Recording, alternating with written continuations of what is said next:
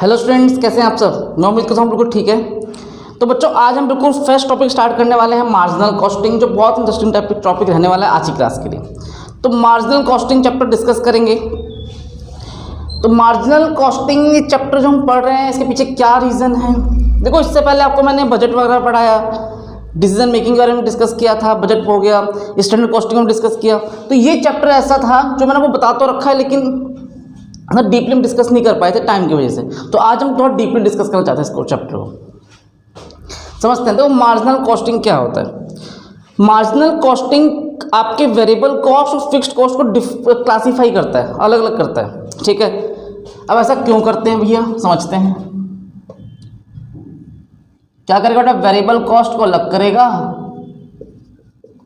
और fixed cost को अलग करता है। देखो, आपने मार्जिनल वर्ड पढ़ा था क्लास 11 में भी, इकोनॉमिक्स में। क्या सीखा था कि सर एक एक्स्ट्रा यूनिट प्रोडक्शन करने से टोटल वेरिएबल कॉस्ट में जो इंक्रीमेंट आएगा, it is called variable cost, sorry marginal cost. Yes या नो, यही सीखा था। तो वहाँ पे मैंने एक वर्ड बताया था ना कि क्वांटिटी बढ़ने से वेरिएबल कॉस्ट में जो इंक्रीमेंट आया है, मैंने वहाँ वेरिएबल की बात करी थी, फिक्स्ड की बात क्यों नहीं करी थी। रीज़न, क्योंकि फिक्स्ड कॉस्ट वो होता है जो हर क्वांटिटी पे सेम रहता है, चाहे प्रोडक्शन करो चाहे प्रोडक्शन ना करो। अभी फील करना कैसे। दो सपोज मैं आप में से कोई बात कर लूँ,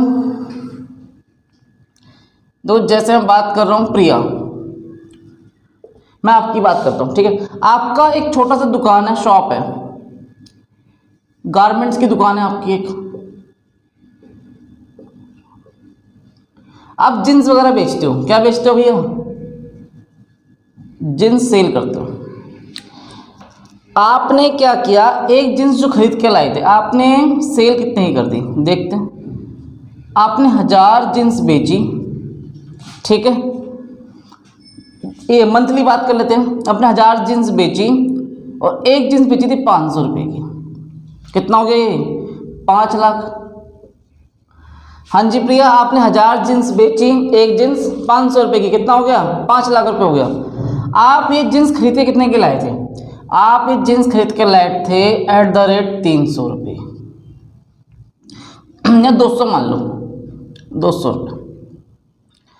तो भैया 1000 जींस 200 की खरीदी थी, इसे क्या बोलेंगे, वेरिएबल कॉस्ट। क्यों वेरिएबल कॉस्ट बोला जाएगा बेटा, जितनी ज़्यादा जींस खरीद के लाओगे इतना खर्चा बढ़ेगा, जितनी जींस कम उतना खर्चा कम। कॉमन सी बात है, 1000 जींस खरीदी थी 200 के हिसाब से तो रेट कुछ लगा। अगर मैं 500 खरीदता तो फिर रेट 500 के हिसाब से लगता, हाँ या ना। अगर मैं 1000 के 2000 बेचता तो रेट मेरा कुछ, फिर मेरा अमाउंट बढ़ जाता। तो क्या करते, 2000 गुणा 200 करते। तो वेरिएबल कॉस्ट का प्रोडक्शन बढ़ रही है आपके, सेल जितना ज़्यादा आप सामान बेचोगे खर्चे बढ़ते जाएंगे, जितना ज़्यादा सेल कम उतने ज़्यादा खर्चे कम। तो यहाँ हम 1000 की बात करें, 1000 गुणा 200 की है। अगर 100 जींस बेचते हैं तो 100 गुणा 200 करना पड़ता। ये कितना आ गया, 3 लाख रुपए। इसे बोलते हैं बेटा कंट्रीब्यूशन। क्या बोलेंगे इसे, कंट्रीब्यूशन। दोबारा से देखो, सेल में से क्या मैनेज कर दिया, वेरिएबल कॉस्ट। अब आप निशा, आपने कहा प्रिया तेरे तो 3 लाख की कमाई हो गई, तो यार एक जींस 200 की लाती है और 500 की बेच देती है। प्रिया ने बोला कि भाई दूर वाले जो ढोल होते हैं ना वो सुहाने ही लगते हैं। सच्चाई क्या, मुझे पता है, यस या नो। क्या प्रिया ने 300 का प्रॉफिट कमाया, हाँ या ना, हाँ या ना, नहीं। कोई कह रहा हाँ, कोई कह रहा ना, ऐसा क्यों, देखो ध्यान देना।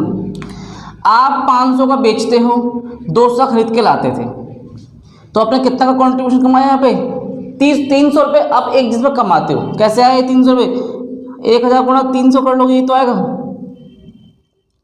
3 लाख रुपए, ठीक है। यहां से बेटा एक फॉर्मूला तैयार हो जाएगा आपका, profit volume ratio, contribution upon में सेल्स इनटू में 100। हाँ भाई, क्या बन गया, कंट्रीब्यूशन अपॉन में सेल्स इनटू में 100, पीवी रेशियो। समझते हैं आगे। प्रिया ने कहा यार तुझे लग रहा है 300 मैंने कमा लिया, मुझे भी ऐसा लगता था स्टार्टिंग में, लेकिन सच्चाई में मैंने 300 कमाई नहीं है। एक बात बताओ बेटा, वो 200 की जींस लाई थी और 500 की बेच दी, ठीक है, 300 का प्रॉफिट आपको दिख रहा है। लेकिन जिस जगह वो बेच रही है, ये जो दुकान वो खोल के बैठी है शॉप, उस शॉप में क्या क्या जा रहा होगा? रेंट जाएगा, हाँ भाई 50,000 रुपये महीने का। 2 लेबर, 2 लेबर रख रखे हैं, जींस दिखाना, जींस मोड़ मार के रखना, पैकिंग करना। 10,000 रुपये दो, एक बंदा ले रहा है, 20,000 रुपये वो भी लेगा ही लेगा। काम करो चाहे मत करो। इलेक्ट्रिसिटी, सामान बिके ना बिके भाई, दिन भर एसी पंखा चल रहा है तो बिल आएगा ही आएगा। 10,000 का महीने का बिल है। 50 20 70 और 10 80,000। 80,000 तो आपको खर्च होने ही होने। रेंट हो गया, ये हो गया, 3 खर्चे मान लो भी, तो ज़्यादा खर्चे की बात ही मत करो। एक काम करो, ये कैसे खर्चे हैं बेटा? ये फिक्स्ड कॉस्ट है। क्यों फिक्स्ड कॉस्ट है? क्योंकि आपको देने ही पड़ेंगे, चाहे काम करो चाहे काम मत करो, कोई फर्क नहीं पड़ने वाला यहाँ खर्चों से। आप चाहे 1000 जींस बेचो चाहे 1 जींस बेचो, हमें लेबर की सैलरी 2 की देनी ही पड़ेगी, बिजली का बिल देना ही पड़ेगा, हमें यहाँ का रेंट देना ही पड़ेगा। यस या नो? तो minus fixed cost, 80,000 fixed cost minus कर दो, या 1 लाख करते हैं, थोड़ा सा मैं राउंड फिगर करने के लिए। अदर एक्सपेंस 20,000 का थोड़ा सा और, लेबर अपने एक आध और बढ़ा दी, जो भी है 20,000 मैंने वो 20,000 और खर्च कर दिए। यहाँ कितना प्रॉफिट बचा आपके पास? 2 लाख रुपये। देखो आपको निशा, आपको लगता था कि प्रिया ने 300 रुपये कमाए हैं एक जींस पे, 200 का लाई, 300 का 500 का बेच दी। लेकिन सच्चाई क्या है? क्या हमने 300 कमाया? देखते हैं।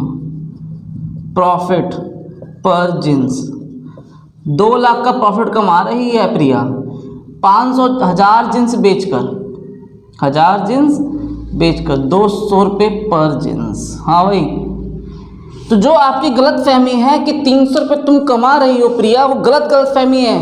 तो प्रिया कितना कमा रही है एक जींस पे? 200 रुपये कमा रही है। यस या नो? आपने फील किया? तो आपको सिर्फ ये नहीं देखना कि अब 200 का लाए और 500 का बेच दिया, 300 कमा लिए। भाई 300 कैसे कमा लेंगे?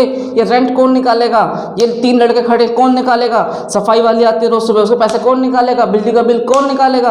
बात समझ में आ रही कि नहीं आ रही? ये सारे खर्चे माइनस होने के बाद क्या बचता है? प्रॉफिट बचता है। क्लियर है कॉन्सेप्ट? तो इसी को हम बोलते हैं प्रॉफिट। देखो यहाँ पर ये हम देखो पढ़ के आ रहे हैं मार्जिनल, आपने वेरिएबल को अलग कर दिया और फिक्स्ड कॉस्ट को अलग किया, ठीक है। कंट्रीब्यूशन आपका मैं मान सकता हूँ, कंट्रीब्यूशन है कितना? 3 लाख अपॉन में 5 लाख इंटू में 100, 60%, ठीक है। आपका कंट्रीब्यूशन 60% है, आप 60% का मार्जिन ले रखे हो, 200 की चीज़ 500 में बेच रहे हो, 60% आपका कंट्रीब्यूशन है। लेकिन एक्चुअल में प्रॉफिट कितना कमा रहे हो आप? 200 रुपये का। 200 का भी देखो तो कितना आएगा बेटा? एक्चुअल प्रॉफिट 200 अपॉन में 2 लाख अपॉन में 5 लाख, तो कट के कितना? 40% के आसपास आएगा, क्योंकि आपको फिक्स्ड कॉस्ट भी माइनस करना पड़ता है। कोई डाउट नहीं आता? बस इसी कॉन्सेप्ट को हम आगे लेके जाएंगे। अब एक बात बताता हूँ आपको दोबारा, अब एक एग्जाम्पल थोड़ा चेंज करते हैं। अभी आपने 1000 जींस बेची, ठीक है, तो अगर 1000 की जगह 500 बेचते हो तो क्या होगा? 500 मल्टीप्लाई 500, 25 4 0, 2.5 लाख वेरिएबल कॉस्ट। इस बार आपको 500 जींस खरीदो, 500 जींस बेच रहे हो तो 500 जींस खरीदनी पड़ी, तो वेरिएबल कॉस्ट कितना आ गया? 200 रुपये का आप खरीदते हो तो 500 मल्टीप्लाई 200। कम खरीदोगे तो भैया कम खर्चा देना पड़ेगा वेरिएबल कॉस्ट, ज़्यादा खरीदोगे तो ज़्यादा वेरिएबल कॉस्ट आएगा। कॉमन सी बात है, या तो प्रोडक्शन या तो प्रोडक्ट पे डिपेंड करता है। 5 दूनी 10, 4 0, 1 लाख रुपये, 1.5 लाख क्या आ गई? कॉन्ट्रीब्यूशन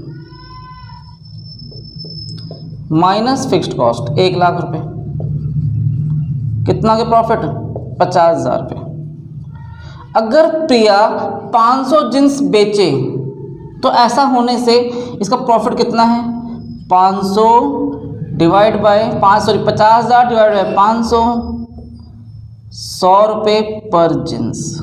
अब बताइए, यहीं उसकी सेल 1000 थी तो प्रॉफिट 200 कमाती थी, यहीं इसकी सेल 500 है तो प्रॉफिट कितना कमाती है? 100 रुपये कमाती है। मतलब डिपेंड किस पे करता है आपका पूरा चैप्टर? ये सेल पे। जितना ज़्यादा सामान बेचेंगे आपका प्रॉफिट बढ़ता जाएगा, जितना कम बेचेंगे उतना प्रॉफिट कम होता चला जाएगा। कोई डाउट मन में? एक एग्जांपल और देखते हैं। 1000 की जगह कर दो आप 2000 कर दो भैया, डबल डबल सेल कर रहे हो आप। अच्छा व्यापारी है प्रिया। तो कितना बेटा यहाँ पर 2 पंजे 10, 3 5 0, 10 लाख। Variable cost 2000 minus 200। अब देखो 2000 जींस खरीदोगे तो 200, एक जींस कितनी की आती है 200 रुपये की आती है। 2 दूनी 4, 3 2 5, 4 लाख रुपए, 6 लाख आ गया ये। It is called contribution minus fixed cost. 1 lakh का खर्चा फिक्स्ड कॉस्ट देना ही देना है, क्या करोगे भैया आप? It is called profit. 5 lakh divide by 2000, इस बार तो चांदी हो गई। कितना कमा रहे हो? 250 रुपये पर जींस। ये लो जी, आपने 1000 जींस बेची थी तो 200 कमाते थे एक जींस पे। जैसे ही आपने सेल 2000 कर दी, कितना कमा लिया? 250 रुपये कमाया एक जींस पे। फर्क दिख रहा है कि नहीं दिख रहा? 1000 से कम कमाया था, प्रॉफिट कम हो गया। 1000 से 500 से और कम कर दोगे तो प्रॉफिट का पर जींस पे जो प्रॉफिट कमा रहे हो वो और कम हो जाएगा। 2000 से और ज़्यादा कर दोगे तो ये और ज़्यादा बढ़ जाएगा। रीज़न, क्योंकि आपका फिक्स्ड कॉस्ट चेंज नहीं हो रहा है। आप सुबह से शाम तक 10 जींस बेचो, जस्ट सुबह शाम तक एक जींस बेचो, क्या फ़र्क पड़ा?